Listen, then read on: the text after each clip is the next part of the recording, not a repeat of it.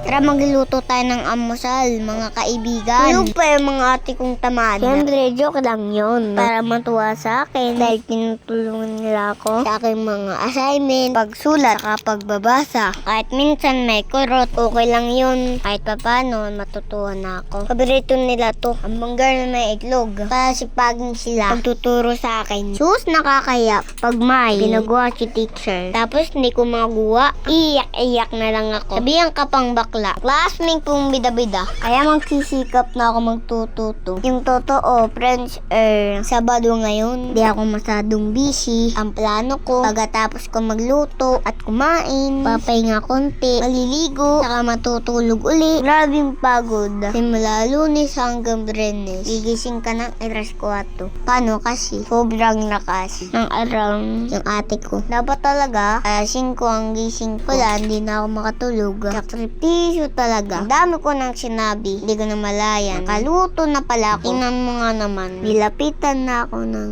mga kamay. Sa dami ng sinabi ko, nagising na pala yung ate ko mga bruha. Sabihin pa ako, hindi pa ako marunong magluto. Bay, sunog daw.